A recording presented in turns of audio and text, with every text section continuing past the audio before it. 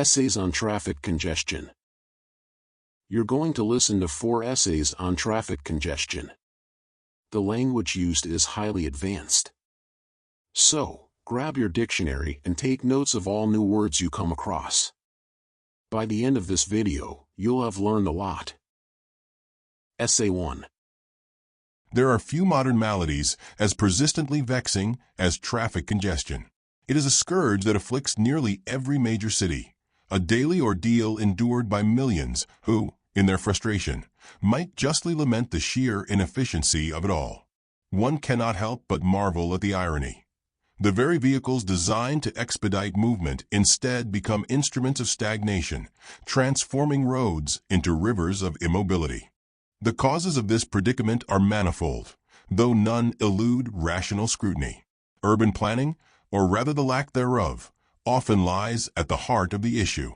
Many cities were conceived in an era when the automobile was a luxury rather than a necessity, and their infrastructures have failed to keep pace with the inexorable rise in vehicle ownership. Furthermore, public transport, which ought to serve as a viable alternative, is frequently underfunded, unreliable, or simply insufficient to accommodate burgeoning populations.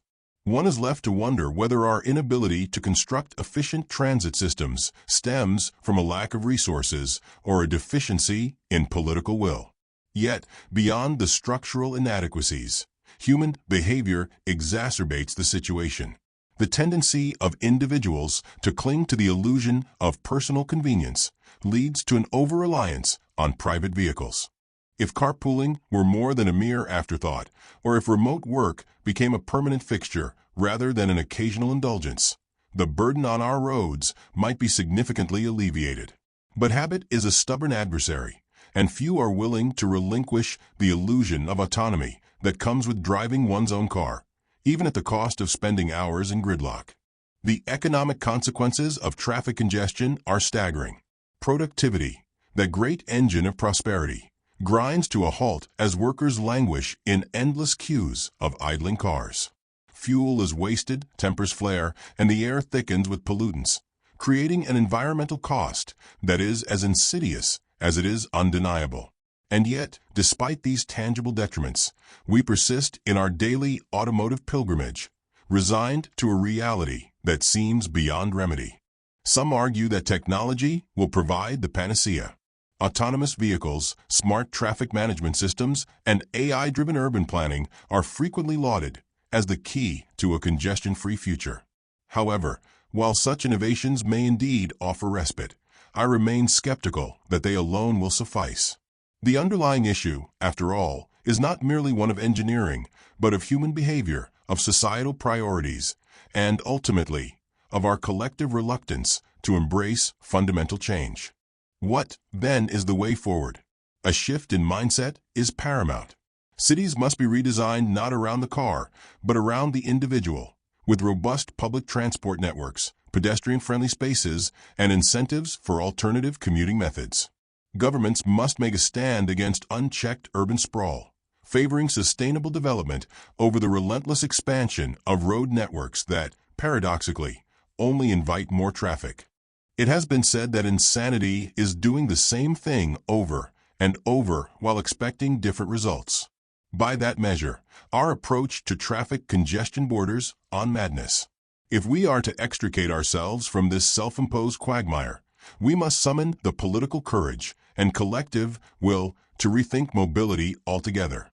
Until then, we remain captives of our own making, inching forward at a glacial pace, all the while convincing ourselves that we are indeed going somewhere. Essay 2. To speak of traffic congestion is to invoke not merely a quotidian inconvenience, but rather a complex mechanism of control, discipline, and spatial regulation. What appears, at first glance, as a chaotic entanglement of vehicles is, in reality, a meticulously structured apparatus that dictates the rhythms of contemporary existence. The city, with its arteries clogged by automobiles, operates as a vast disciplinary network, structuring the movements of individuals, regulating their temporalities, and embedding them within a system of surveillance and governance.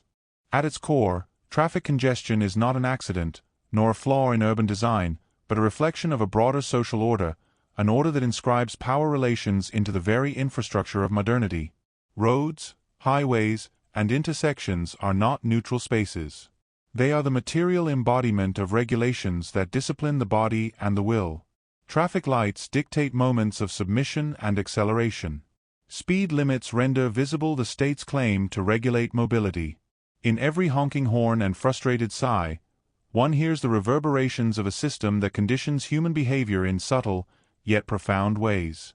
To navigate traffic is to submit to an elaborate choreography, one in which individuals are assigned roles within an immense regulatory framework. The driver, trapped within the confines of steel and glass, is subject to a regime of obedience, constrained by painted lines, road signs, and the omnipresent gaze of surveillance cameras. In this sense, the traffic jam is emblematic of modern disciplinary society. It is not merely an inconvenience, but a tangible manifestation of a system that conditions individuals to accept delays, inefficiencies, and restrictions as an inherent part of existence. Yet, one must ask, who benefits from this congestion? The automobile industry, for one, thrives on the perpetual need for vehicles, repairs, and fuel. Governments justify infrastructure projects, new toll roads, and urban redesigns in the name of alleviating congestion, thereby reinforcing their authority. Even the tech industry has commodified our frustration, with navigation applications collecting data under the guise of assistance, further entrenching us within a system of surveillance capitalism. In short, what is presented as an unfortunate consequence of urbanization is, in reality, a finely tuned apparatus that perpetuates economic, political, and social control.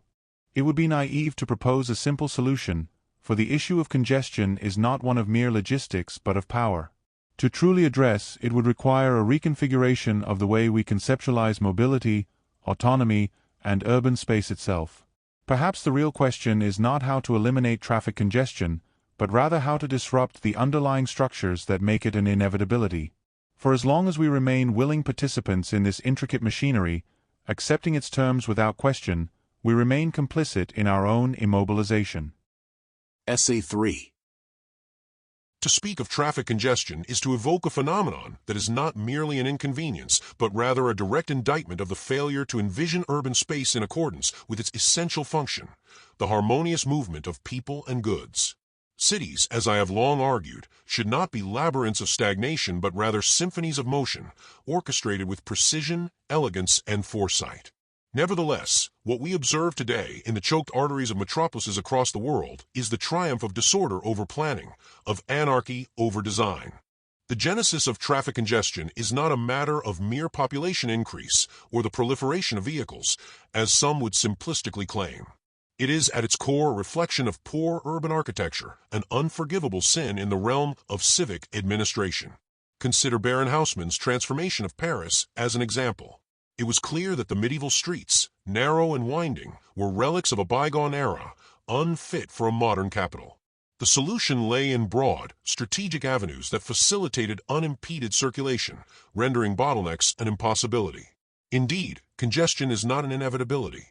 It is a choice, a failure to impose rationality upon the urban landscape. That said, it would be remiss to suggest that mere road expansion is a panacea for congestion.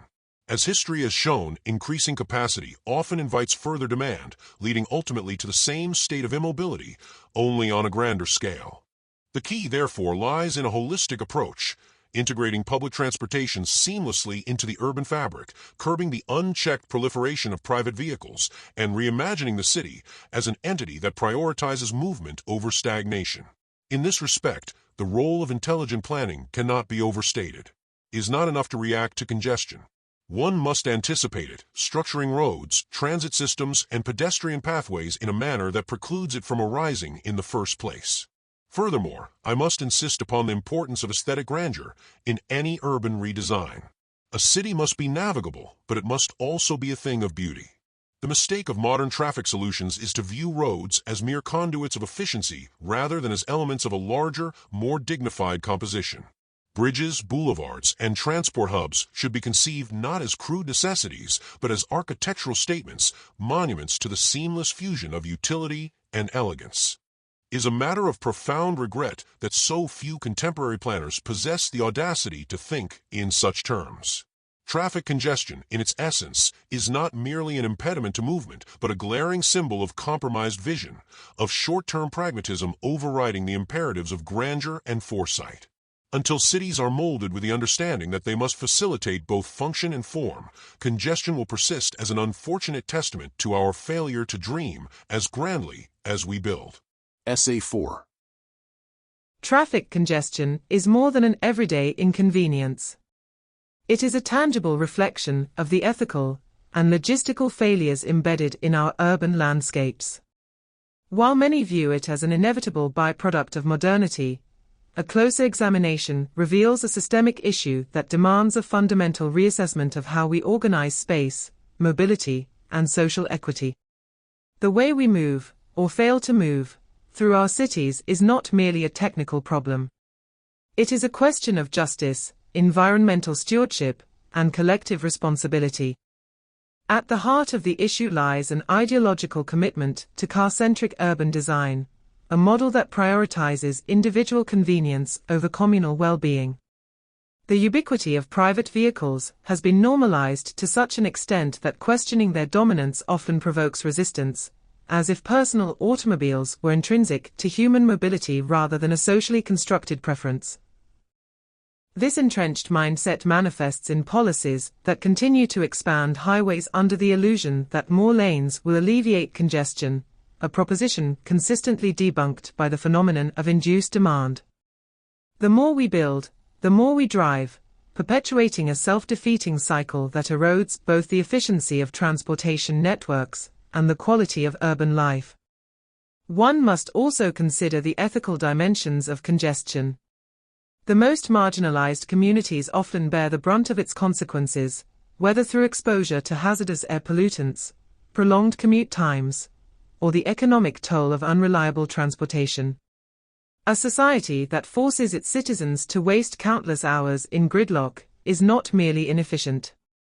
It is actively undermining their well-being. If time is a non-renewable resource, then traffic congestion represents a profound theft of human potential, a slow siphoning of hours that could otherwise be dedicated to productivity, leisure, or civic engagement. There are, of course, pragmatic solutions to be explored, but they require a paradigm shift. Rather than treating congestion as a problem of insufficient infrastructure, we should reframe it as a symptom of misplaced priorities. Investing in multimodal transportation, expanding high-quality public transit, improving pedestrian pathways, and integrating cycling networks offers a viable alternative to the status quo. Yet, such investments often meet resistance due to entrenched interests that benefit from automobile dependency. The question, then, is not whether alternatives exist, but whether we have the political will to implement them. Moreover, emerging technologies present opportunities to reimagine urban mobility. Smart traffic management systems, real-time public transport optimization, and car-sharing platforms can mitigate congestion if integrated with a broader commitment to sustainable urban planning. However, technology alone is not a panacea. Without a corresponding cultural shift that challenges the primacy of the private vehicle, even the most sophisticated interventions will merely offer temporary relief rather than long-term solutions. Ultimately, confronting traffic congestion is not just a matter of easing commutes, it is about redefining our relationship with the spaces we inhabit. Cities should be designed for people, not just for cars. To persist in our current trajectory is to resign ourselves to a future of perpetual frustration, environmental degradation, and deepening social inequities. But if we choose to prioritize accessibility, sustainability, and equity, we might yet transform our cities into places where movement is not a struggle, but a right. The road ahead is not without obstacles, but to remain at a standstill is the least defensible option of all. Thank you for listening to English Audio Lounge. We hope you have enjoyed it. Stay tuned for more audio stories and video classes to improve your English.